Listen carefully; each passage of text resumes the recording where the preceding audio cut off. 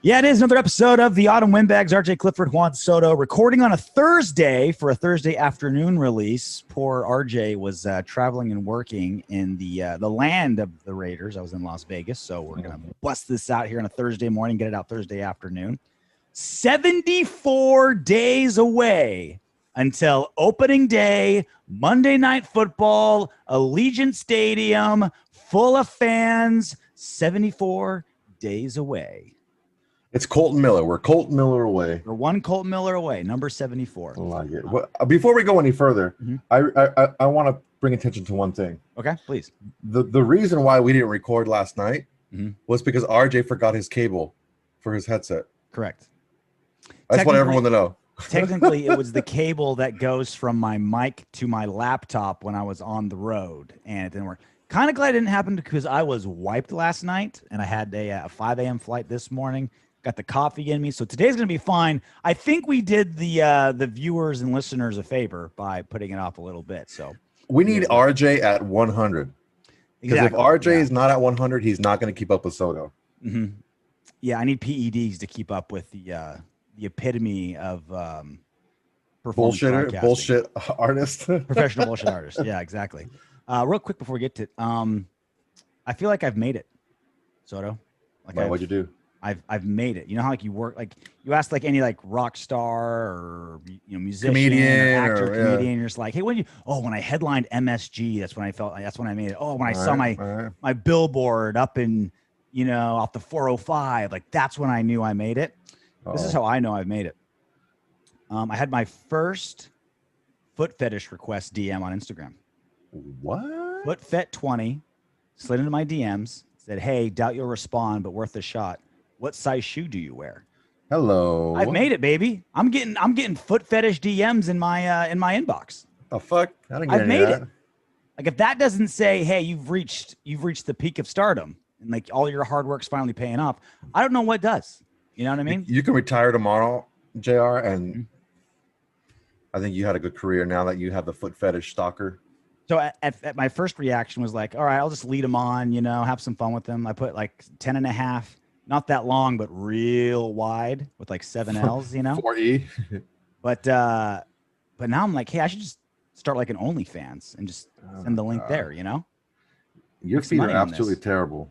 Yeah. It's like all those, like, as we both work in MMA, like all those female UFC fighters that aren't begging for fights anymore. It's because they all got OnlyFans. You got OnlyFans, yeah. Yeah, they're not hustling for tips from the UFC. They're getting tips based on perverts online, which is the gold mine of the 21st century. And there are plenty of those. Yeah, no kidding. Another bit of breaking, semi-breaking news, and the one advantage of recording a day later.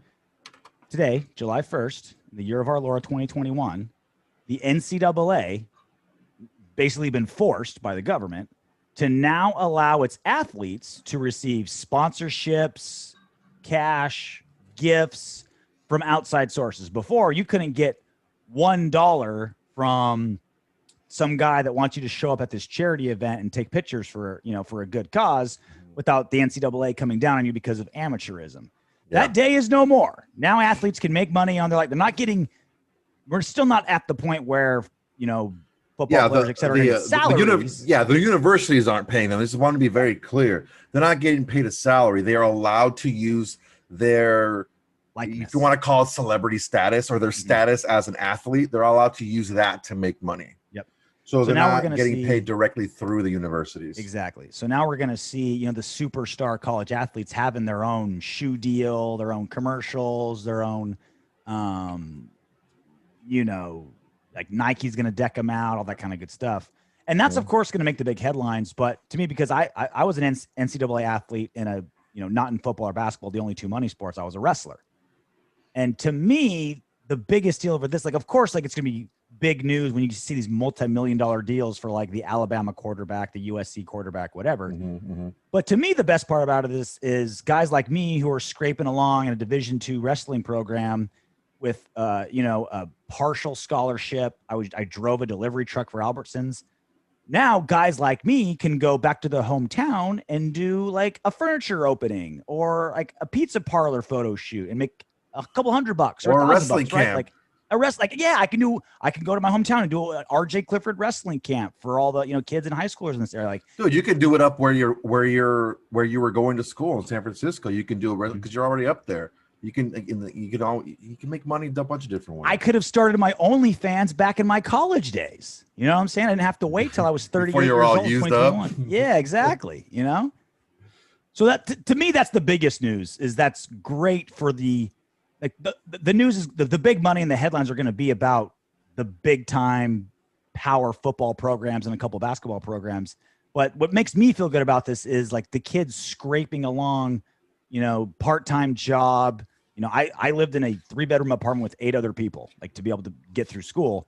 Those people now get to have some extra income, and it doesn't cost the school anything, doesn't cost the NCAA anything. It's people willingly saying, I want to be in business with this college athlete, which great news. Good for them, man. Good for them. They've been taken advantage of, especially in the non-big money sports.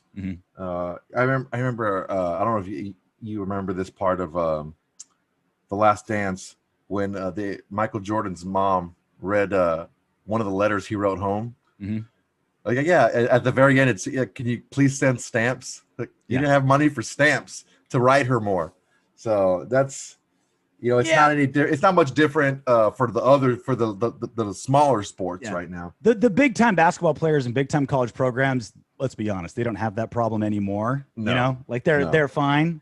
But I think that's reminiscent of old RJ in 2003 wrestling at San Francisco State. Like that was except I wouldn't even bother asking mom to send stamps because she won it. So, but I do feel stamps. Stamps. What? I'm not gonna send you shit, dog. Do another shift at Albertsons. Yeah, right. All right. The big news of this week. Is it big news for the Raiders? Is it not big news for the Raiders? Depends who you ask. But just a general fun story. All this news now is coming out about Tom Brady. Obviously, we heard it all last season. Left the Patriots. Went to Tampa Bay Bucks. Won the Super Bowl. Blah blah blah. Tuck rule Tommy did his thing. But when he appeared on HBO's The Shop, which was funny to me that Tom Brady would be on that show, but he did. And he was asked about, that process. And when he was shopping, pardon the pun, was shopping himself around for different teams and seeing where it was going to go. He brought this up in a kind of a cryptic way. His statement wasn't cryptic, but who it was about was. Take a listen. There was a story in free agency. One of the teams, they were interested, and all of a sudden they weren't interested at the very end.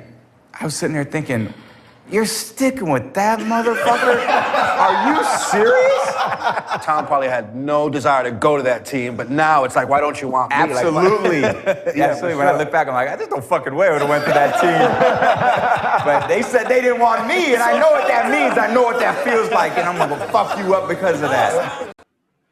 So kind of vintage Tom Brady there, right? I'm the victim. I'm going to get all riled up. I'm going to get mad at somebody to motivate myself. Oh, my God. But life is so hard when you're Tom Brady. I can't believe some of the... Okay. Standard operating procedure for Tom Brady. Florio over at Pro Football Talk, Raiders #1 fan. Of course.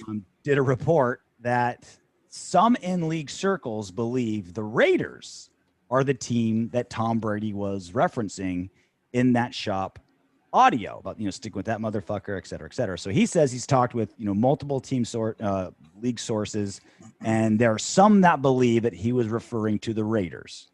So, your thoughts?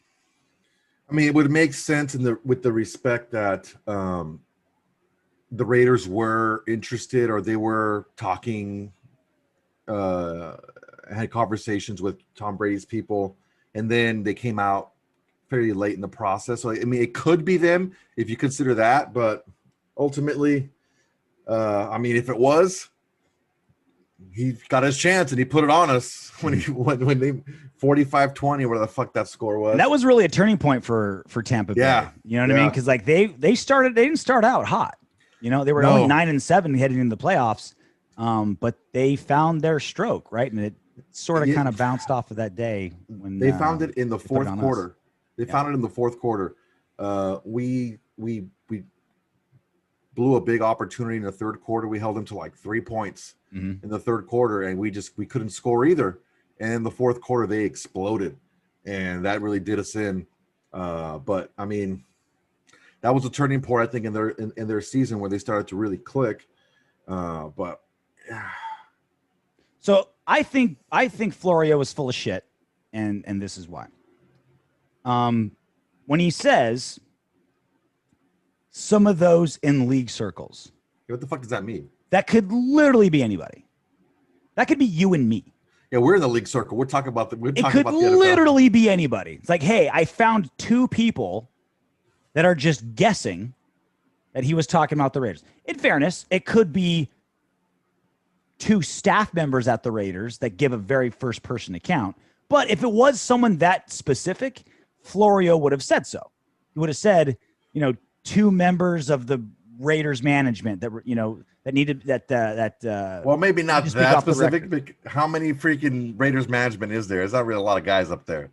Or a Raiders NFL employee. Executive, NFL Raiders employee. Yeah, but you know what I mean? Yeah, I get what you're saying, but to say like someone in league circles, it could be the fucking towel boy, dude. Who the fuck knows? It could be anybody's guess. It could be one of those fortune tellers out on the Las Vegas Strip in front of Allegiant Stadium. You know what I mean? Like, it could be literally anybody. And if it was someone more specific, Florio would have been more specific. He wasn't, so this doesn't really make me think that it's 2 people with a firsthand account of what's going on. The other reason I think that he's full of shit, and then it's not the Raiders that Tom Brady was talking about. Why would Brady want to go to the Raiders? Well, he said he didn't necessarily want to go there, but he was just upset that they said they didn't want him. Brady's only played for teams with phenomenal defenses. He played, obviously New England with Bill Belichick, and he's had some incredible defenses. And we've talked about it on this show. When his defense wasn't phenomenal, the Pats weren't phenomenal. The Pats weren't good, right? I mean, Brady's pretty consistent. When his defenses are awesome, they go to the Super Bowl. When the defenses aren't awesome, they're just middle of the road. Tom Brady doesn't win without a great defense, which is the same for basically anybody, every single quarterback. Like, it's very, very rare. A quarterback is so good, he transcends a bad defense and wins the Super Bowl, which again, like this is what we bring about with Derek Carr constantly, right? He's never had a defense better than 20th. So we don't go to the playoffs ever. Right. So that's why we don't know exactly how far Derek Carr can take us, because he's dragging 800 pounds of dead weight, which is our shit defense the whole time. Yeah. So I don't believe Tom Brady even for a second thought about going to the Raiders, because he's not going to go anywhere that doesn't have a defense that can carry him. I agree with that. Yeah. And again, in the video, he said that he didn't necessarily, or someone said that he didn't necessarily want to go to that team. He was just upset that they said that they didn't want him. Yeah. So, I mean, yeah, which kind of reminds me. It's always possible. It's possible. No, it's not. It just oozes the, like, when your boy goes and hits on a chick at the bar and she shuts him down, he comes back. She's like, yeah, she was probably a lesbian anyway. Like, I didn't even want her. Like, it oozes of that, you know?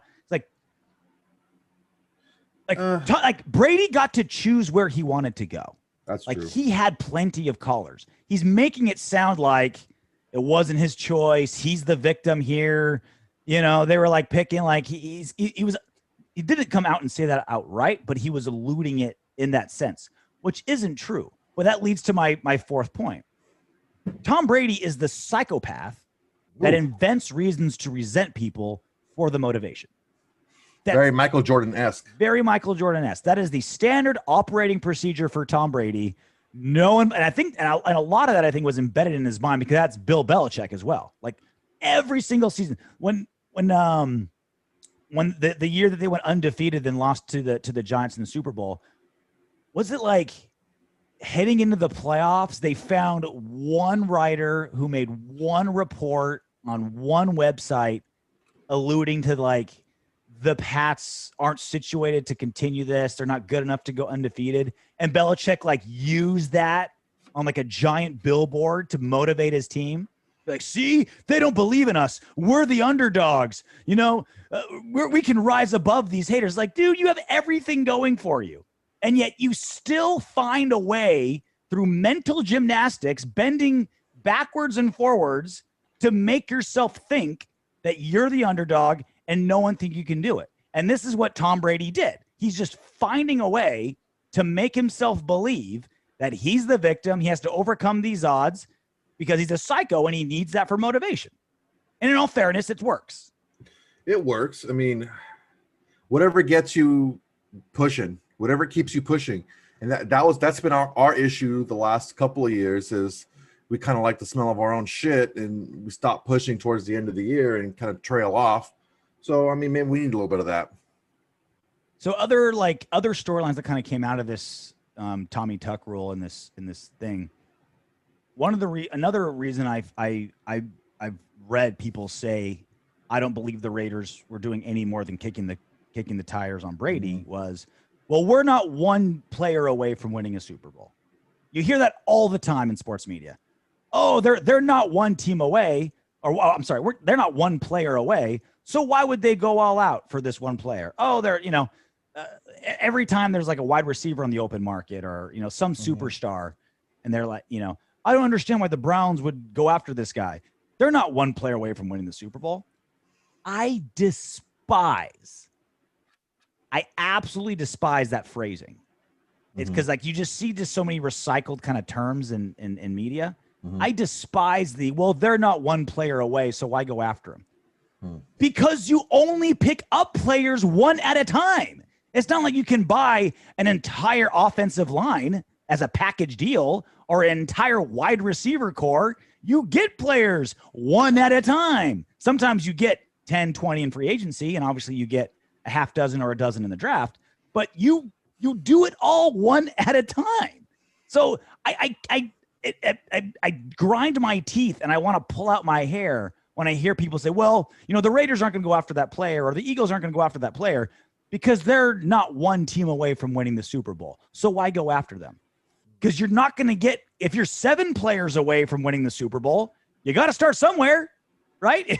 If you're 30 players away from winning the Super Bowl, you got to start at 1 and then you keep going from there. And so like no GM thinks that way. No coach thinks that way. It's only like a media phrasing that it's just some talking head has 20 seconds for his soundbite and he needs 4 more seconds to fill it in. So he says, they're not one player away. So I don't see why they would make that move. I mean, I don't like it either, but I can see where it makes sense in Tom Brady's case. He doesn't want to sign a long-term deal and he wants to win right away.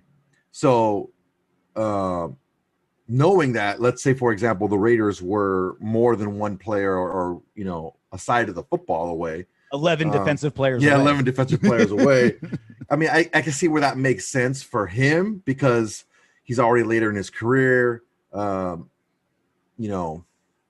almost like the Deion Sanders, gun for hire towards the middle of his career where he only wanted to go to teams that, okay, you need me to put your defense over the edge. All right, I'll go there because you have everything else already. Well, I understand players as ring chasers do that, right? Like I'm the player that wants to go to this team to succeed. Yeah, but you're saying that you're saying the organization. But organizations, coaches, GMs, owners, if they think that way, they're idiots. Because you're just like, players you can. We're 8 players away from winning the Super Bowl. Well, I'm going to wait till I get an 8-player package deal somewhere. Like that's not a thing. It doesn't happen. Like you don't buy in bulk in the NFL. You draft players one at a time. You sign players one at a time. You develop players one at a time. So, get that out of your moniker. Everyone who works in the NFL or NFL fan, get that out of there because it means it's dust in the wind. It's not. Well, real. What do you think when, let's say, you have a player that, I mean, he's a good player for you, but you can get somebody to upgrade?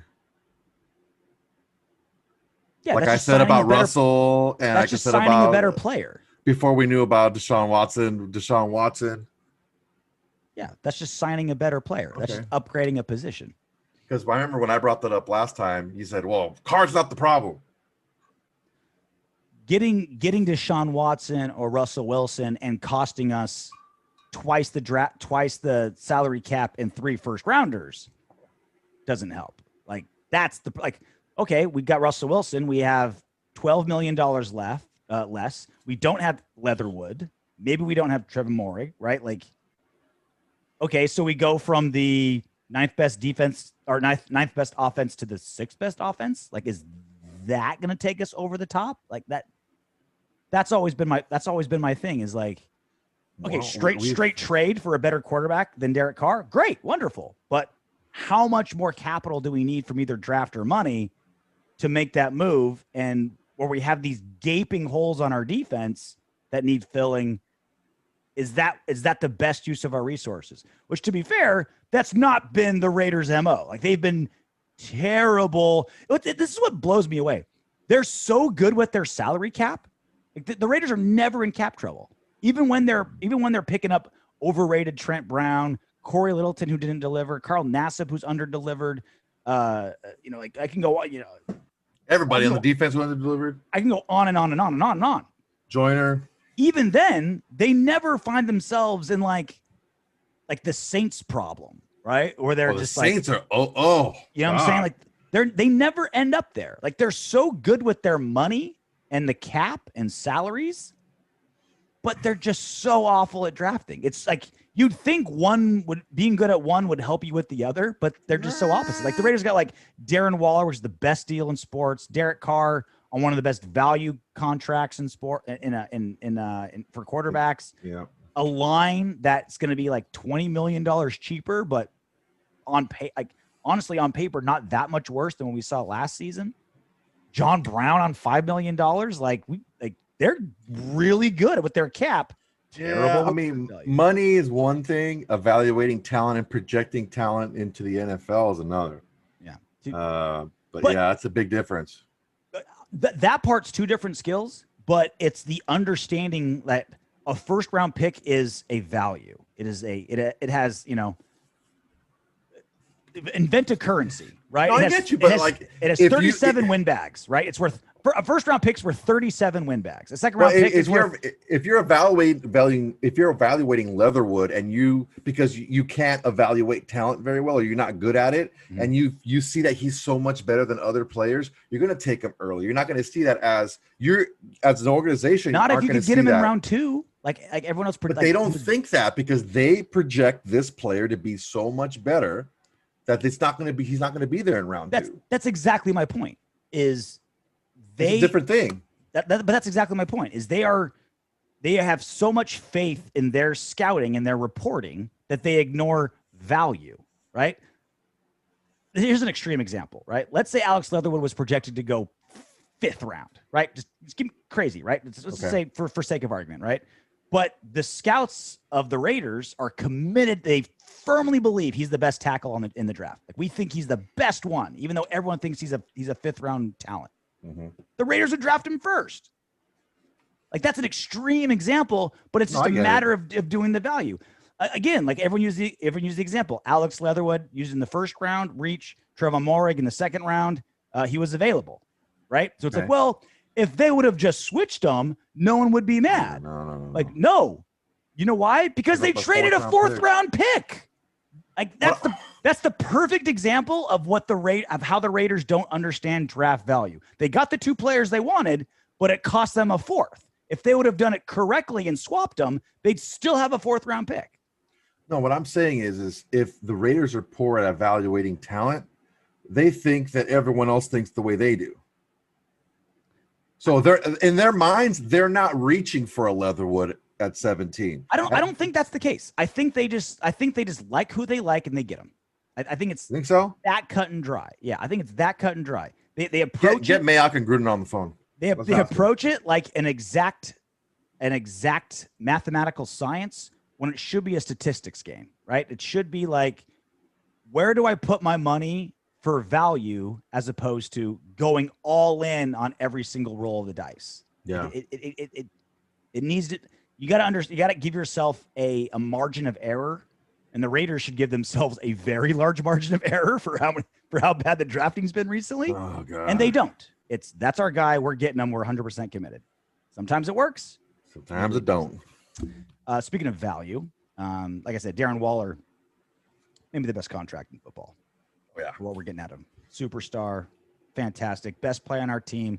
Honestly, the best thing John Gruden has done with the Raiders in the last 3 seasons is finding, developing, and making Darren Waller the superstar that he is.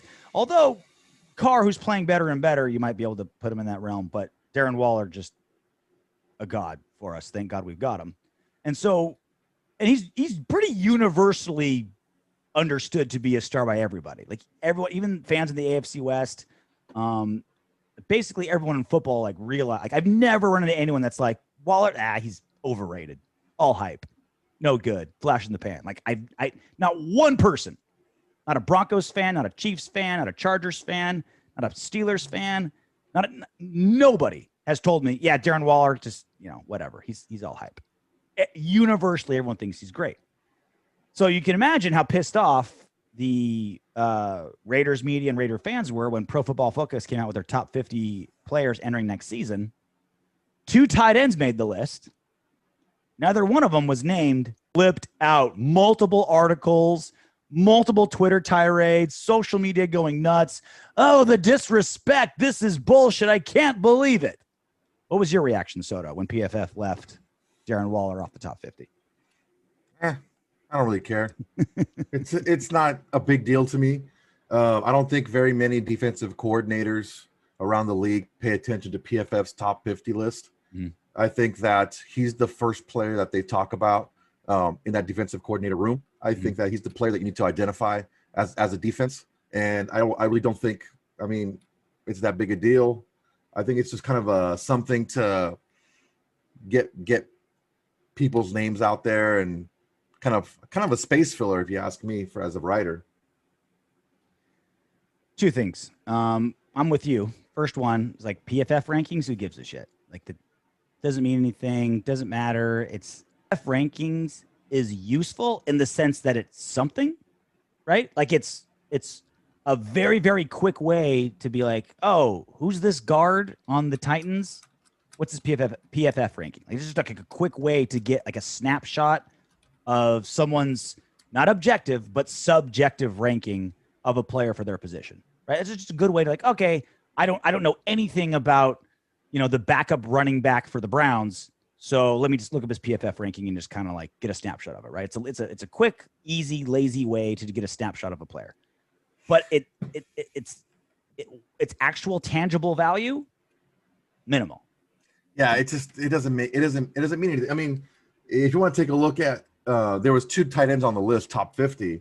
NFL Network put out a top 5 tight ends in the NFL, and Darren Waller was ranked number 2. Mm-hmm. So it's like, okay, well, who do you behind the guy in Kansas City that will remain nameless, right? Yeah, behind the guy that was in that dating show, and ahead of that guy in San Francisco who can't stay healthy.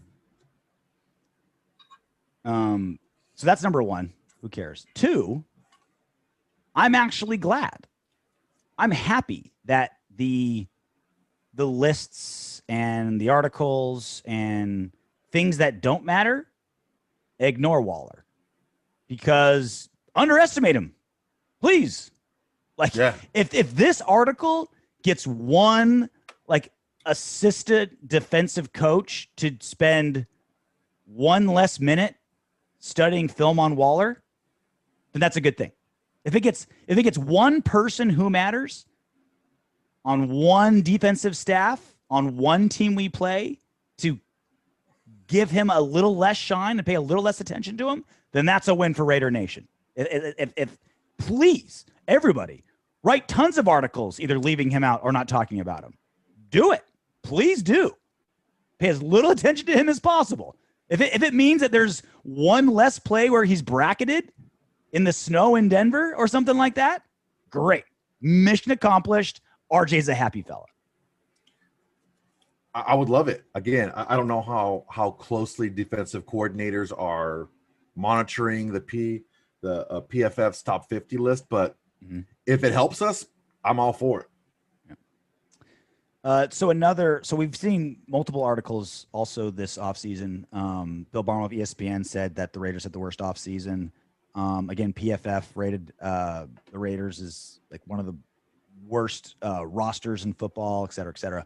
So again, no objective no objective ruling, just all kind of opinion subjective.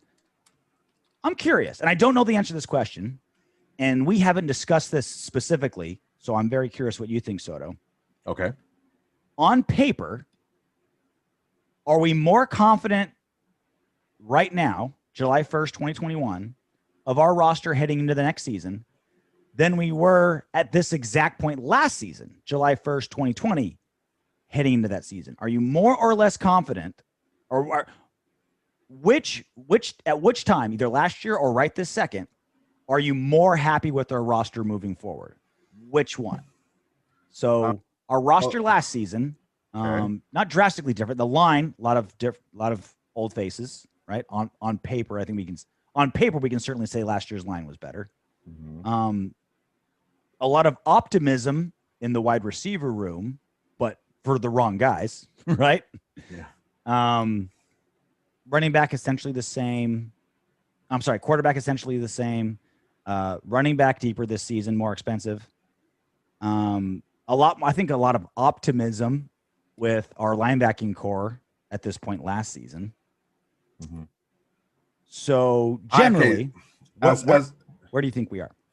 As far as our roster, I think our roster is deeper and stronger than last year's.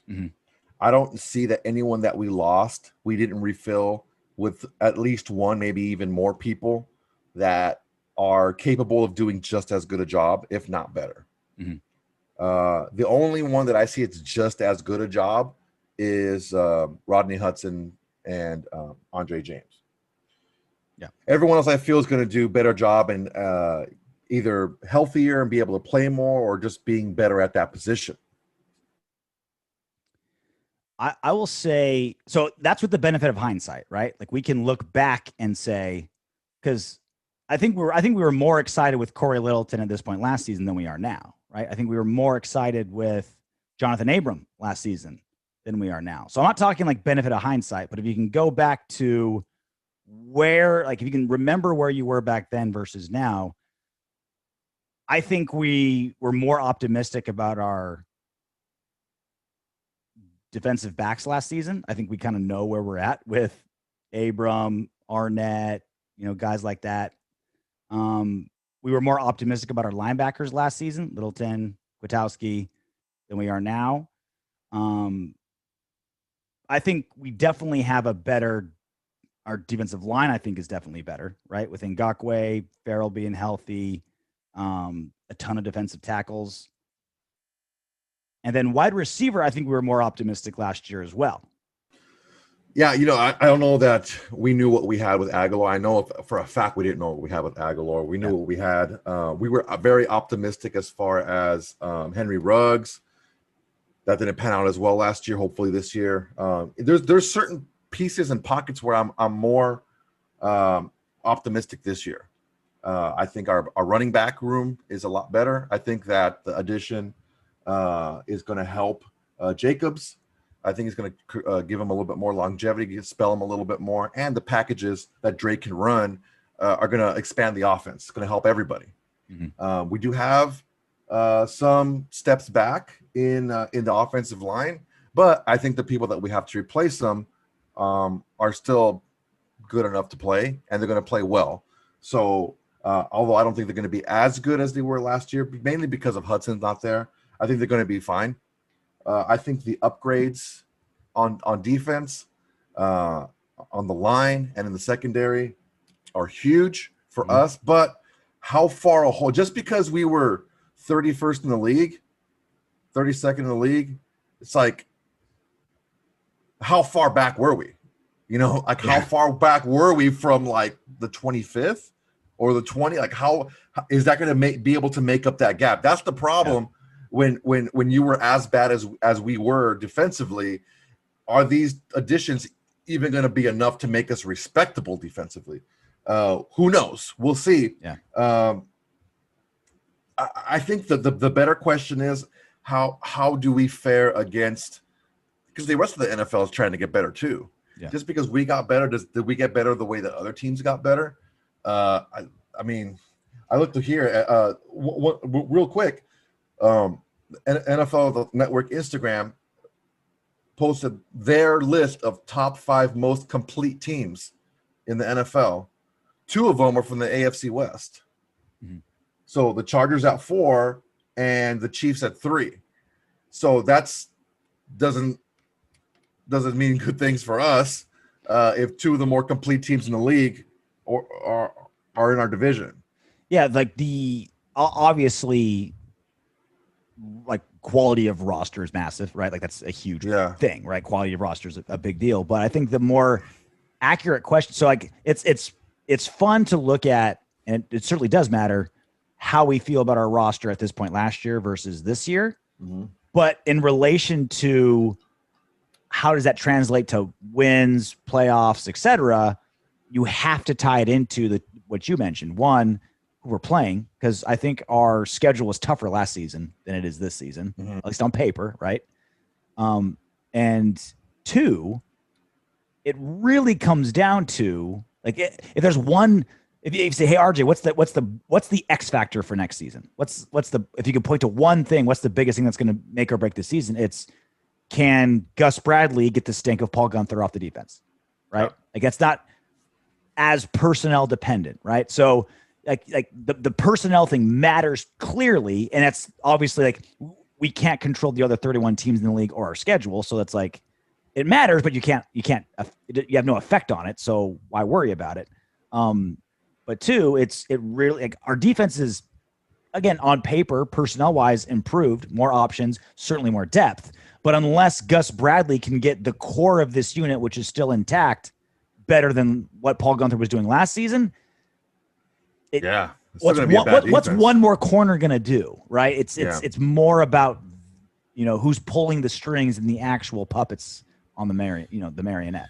Yeah, we need to make sure that the people that we have that are, those cornerstone pieces, those starters on defense, we need to make sure that they raise their level of play. Yeah. And we talked last week about their potential, their ceiling potential. They need to get closer. You need to get closer to that ceiling because hopefully maybe their ceiling isn't that high and we just thought they were better than they were. But for the 5 teams on this list are from the AFC, man. Yeah. That is, the AFC is going to be tough. The Bills were at 5, Chargers 4, the Chiefs 3, the Bucks were 2, and the Browns were number 1. That's the most complete team in the NFL. That's what Browns. That's what the NFL Network says, bro. Yeah. I don't buy it. I don't buy it either. But dude, it's they do have a good roster. I mean, it took the Mother Nature and whipping freaking 70-mile-an-hour winds to help us last year. Yeah, but we scored more than 6 points, even though they did. Like we were under the exact same weather conditions as the Browns, and we still spanked them away at Cleveland. So I don't know. I don't buy it. Ready to do some What Up Windbags? Is it time? I think it's time. All right, let's do it. Do it. Jack Canna, I find this interesting. Why not try to make a show with other Raiders YouTubers? Graphic Mitch, Sanjeet, Honcho, Cody, Scout, Andy, Icy Nate. The nation watches all you guys and always a lot of viewers, especially Graphic. Just a thought.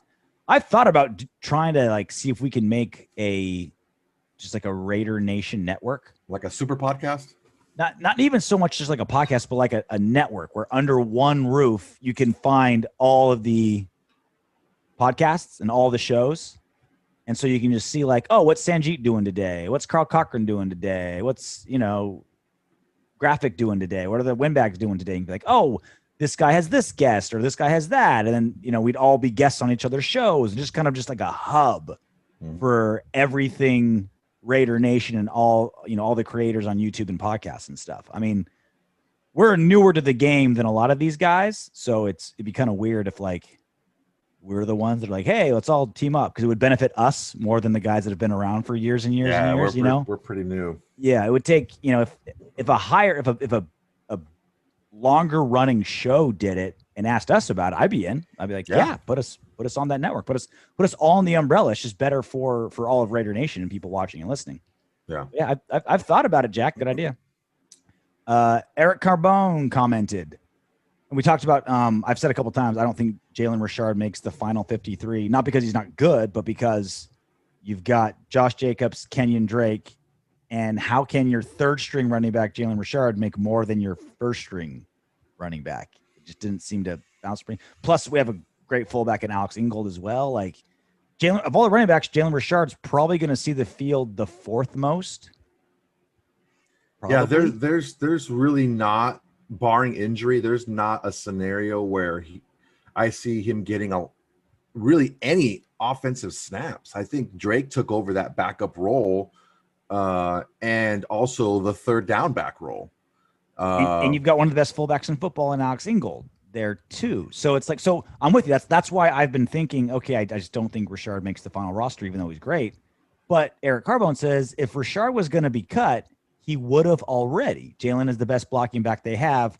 I'll bet they keep him, which kind of got me thinking, if there's one coach thinking about one position group and doesn't think about value, just who he wants, it's John Gruden with his running backs, right? Like if he wants who he wants. If there's one coach with one position who throws out the spreadsheets, throws out the accounting, doesn't think about money, it's the running backs, right? Spend a first rounder on a running back, overpaid for the backup running back, as a full-time fullback, which a lot of teams don't. Yeah. That made me think, okay, maybe Eric's onto something. Maybe we'll keep Jalen Richard, even though all the economics say not to do it. John Gruden just might. Yeah, you better learn to play on special teams. Usually they have like those positions where the running back / backup linebackers play, the special on the punt coverage or kickoff coverage teams and stuff like that. I just don't see a scenario barring injury where he will be on the field very much. I just don't see it. Maybe he's just triple depth, right? Like maybe Gruden keeps him because he could do mostly what Kenyon Drake does, not as well, but good pass catcher. He is truly one of the best blocking backs we have outside of Ingold. Again, yeah, there's plenty of room for him. I want him. He's great. I just never thought we'd keep him because we're just so deep there. But again, when it comes to his running backs, Gruden doesn't care about money. Give me who I want. I want who I want. Last one, Willie Merchant. Last week we did who we think will be the top 8 offensive skill players for next season. He said, I think Jacobs should move up to 3, and I hope Carr is actually number 1. We should all hope Carr is number 1, because if Carr is on paper having the best stats on our offense, that means everyone else's stats are through the roof, right? Yeah, and also means that if it's Carr and not Waller, that means that he's spraying the ball out evenly or more than he did last year. That means Ruggs is developed, or Edwards is developed, or Brown has become the next Nelson Aguilar, or what I mean? That means that all these other wheels are turning. If Carr's the one that stands out and he's the one with the stats, that means everyone else is playing up, catching up, quote unquote, to Waller. And I mean, in John Gruden's offense, Jacobs would be number 3. Run first, run hard, run heavy first. But the thing is you have to understand that I don't see that there's going to be the opportunity for Jacobs unless he becomes more of a home run hitter, which he isn't, because Drake's going to get a lot of snaps. Yeah. They didn't bring him in to be a backup. He's not a backup. He's going to play a lot. And I just don't think I think maybe compared to when you say a lot, do you mean he's going to cut into a lot of Jacobs' playing time, or they run a lot of 2-back? Or I don't think it's going to be a lot of 2-back stuff, honestly. Okay. I think he's going to have packages specifically for him. Drake is going to have packages specifically for him as a running back. I think they're going to be on the field together and motion him out and stuff like that. But maybe I'm completely fucking wrong. Who knows? Maybe it would be the first time. No, and definitely not the last either. All right, that's it for a little bit late, a little bit shorter Autumn Windbags. Next week we'll do our post 4th of July Autumn Windbags. We'll get. I think we have a pretty decent guest on deck, if I can tease it a little bit. We won't have technical difficulties next time either. But until then, knock on wood if you're with me. Hey, Windbags, if you want Darren Waller to catch 20 touchdown passes this season, don't be afraid to click those subscribe, like, share, and comment buttons. Plus, your comment could be featured in the next What Up, Windbags?